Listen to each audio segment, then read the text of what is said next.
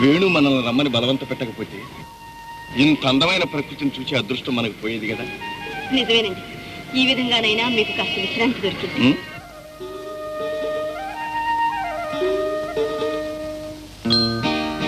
ఈ ప్రయాణం నాకెంతో ఆనందం కలిగించింది. జీవితంలో ఇంత ఆనందమైన రాత్రి నేనెన్నడూ గడపలేదు. అవునండి, ఎలా వీలవుతుంది? ఆవిడ గారు ఒప్పుకోవద్దు.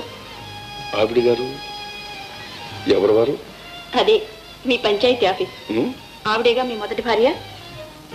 ఈవేళ నువ్వు ఎంత అందంగా ఉన్నావు. నాకు ఇష్టమవుతుందేమో.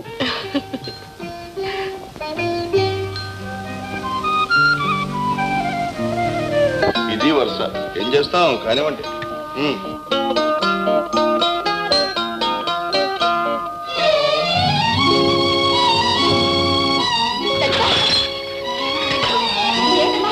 ఏమైందమ్మా లలిత? ఏమిటేమిటి లలిత? ఏమైంది లలిత? ఇంకా చూస్తావరా? వెళ్ళి డాక్టర్ తీసుకో.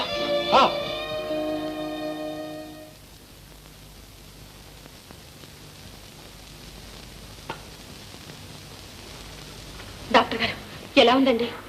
ఏం పర్వాలేదండి, ఇది మామూలే. లలిత గర్భవతి.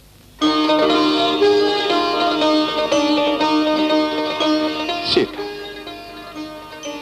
ఈ ఇంట్లో ఉన్న ఒక్క లోటు ఈనాటితో తీరిపోయింది. నాకెంతో ఆనందంగా ఉంది. రండి డాక్టర్ గారు.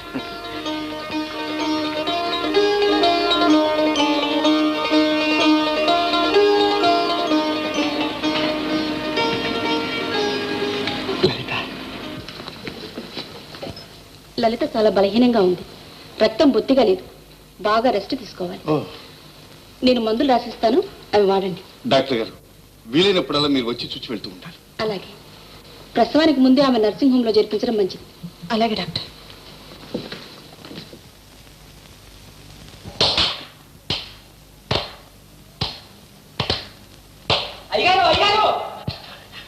ఏమిట్రా కంగారు?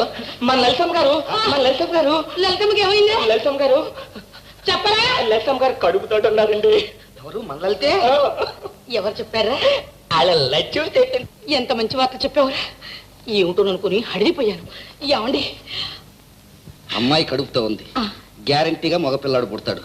10 ఏళ్లు గడిచేలోగా వాళ్ళ ఆస్తి అంతా గిర్రం తిరిగి మన చేతులు లేకొస్తుంది. ఇది నేను ఎప్పుడో ఊహించా. ఆ గుడ్డుబోతు సీతమ్మ బ్రతికినన్నాళ్ళు మన అమ్మాయికి సేవ చేస్తూ పడి ఉండాల్సింది.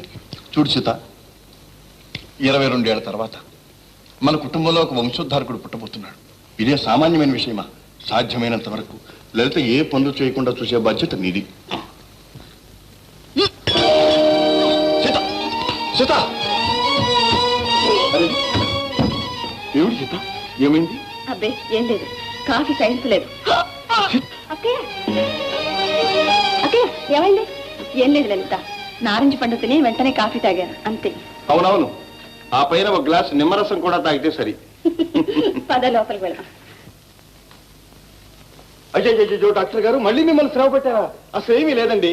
సీత ఇంత నారింజకాయ రసం తాగింది, దాని మీద కాఫీ కూడా తాగింది, మొత్తం అంతా కక్కింది. అసలు ఇదండి ఈ ఆడవాళ్ళ గొడవతో చస్తున్నాం. తీసుకోరా బింది, నూతికి నీళ్ళు తీసుకురా. అమ్మా, నువ్వు ఇలాంటి పనులు చేయకూడదు. ఏం పర్వాలేదు బావగారు. పర్వాలేదు? భలేదానివే, నీకేం తెలుసమ్మా? ఇన్నాళ్లకు మా ఇంట్లో ఒక వంశోద్ధారకుడు పుట్టబోతున్నాడు. ఇదేం సామాన్యమైన విషయమా? రే, చేతులు నలుపుకుంటూ చూస్తాను. తీసుకో. మా వదినకి ఎలా ఉంది డాక్టర్ గారు? ఏమీ లేదు, ఈ ఇంట్లో ఇదేదో అంటువ్యాధి అనుకుంటాను. అంటువ్యాధ? ఏమిటండి ఇది? అసలు సుస్థి ఏమిటండి? మీ ఆవిడకి వచ్చిన సుస్థియే. సీత కూడా గర్భవతి. Congratulation sir. మళ్ళా వచ్చి తీసుకుంటాను, తప్పండి. ఇన్నాళ్లకి భగవంతుడు మనల్ని కరుణించాడు. నా జీవితం నిజంగా సార్థకమైంది.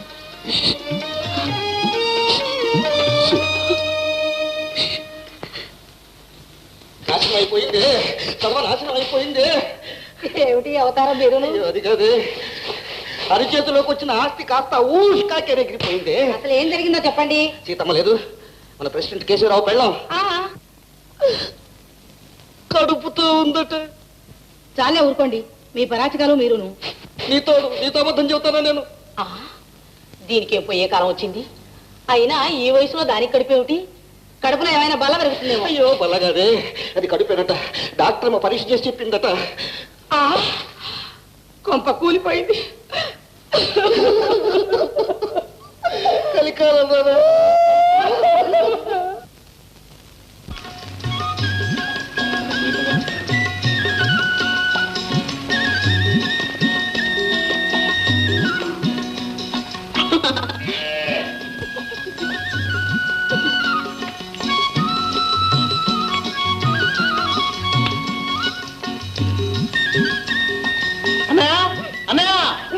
ఏమిటి ఏమిటి ఇక్కడ ఏమిటి ఏమిటి ఏం జరిగింది?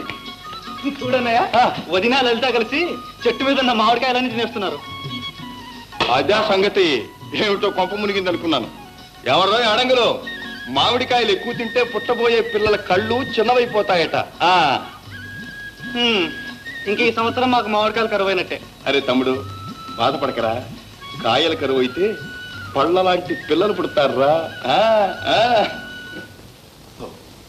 మామగారు రండి, దయచేయండి. కూర్చోడానికి నిల్చోడానికి మాకు టైం లేదు. అమ్మాయిని పురిటికి తీసుకెళ్ళటానికి వచ్చాం. దయచేసి ఆ మాట మాత్రం అడగదు. లలిత మా ఇంటికి వచ్చిన మహాలక్ష్మి. ఇక్కడే ఉంటుంది. ఇప్పటికైనా ఆ మాత్రం తెలిసి వచ్చింది, సంతోషం. తెలిసో తెలియకో ఏమన్నా తప్పులు చేసి ఉంటే క్షమించండి మామగారు. లలిత మాత్రం ఇక్కడే పురుడు పోసుకుంటుంది. మొదటి కానుపు పుట్టింట్లో పోసుకోవడం అందరికీ ఆచారం గనుక అమ్మాయిని తప్పకుండా తీసుకువెళ్ళాలి. ఆచారం సరే అత్తగారు. సీత లలిత హాస్పిటల్లో పురుడు పోసుకోవాలని తమ్ముడు నేను నిశ్చయించాం. బాగానే ఉంది వరుస. కావాలంటే మీ ఆవిడని చేర్పించండి హాస్పిటల్లో. వయసు ముదిరిన తర్వాత వచ్చిన కానుపు కాదు, ఏం జరిగినా వాళ్లే ఆదుకుంటారు. వాళ్ళతో మనకేమిటి, పనండి.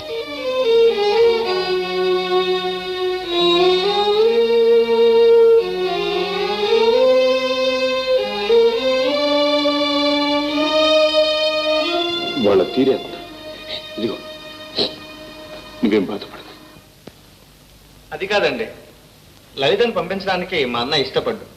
బాగానే ఉంది. ఇక అయితే అంతా మీ అన్నయ్య ఇష్టం, మీ వదిలిష్టమేనన్నమాట. అవునమ్మా, అన్ని విధాలా వాళ్లేగా మా శ్రేయస్ కోరే పెద్దలు.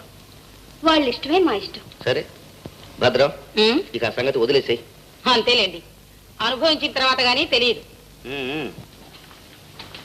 మామగారు ఏమి నిర్ణయించారు? కూర్చోబోయా. అమ్మాయి దగ్గర నుంచి అందరూ మీ పక్షానే చేరిపోతే ఇక నేను నిర్ణయించేది ఏమిటి నా మోహం. కానీ అమ్మాయికి వైద్య సౌకర్యాలు అవి కాస్త జాగ్రత్తగా చేయించండి, మంచి టానిక్లు ఇప్పించండి. ఆ విషయం మాకు వేరే చెప్పాలా?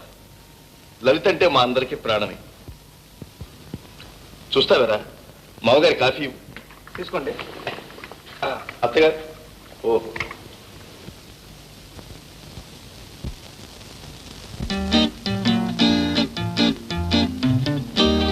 లక్ష్మి, లక్ష్మి,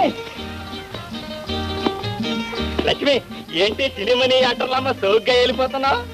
నిన్ను చూద్దామని బయలుదేరారు. అమ్మ బాబోయ్, ఎంత మాట విన్నాను. నాకు కూడా నీతోటి మాట్లాడాలని మనసు ఉంటుంది, కానీ మాట్లాడతాక సిగ్గేస్తుంది. ఏమంటే ఇదేనా లక్ష్మి? ఈశ్వరూపం ఇసం లాంటి మనిషి మనకెప్పుడుకైనా అన్యాయం చేసేస్తాడు.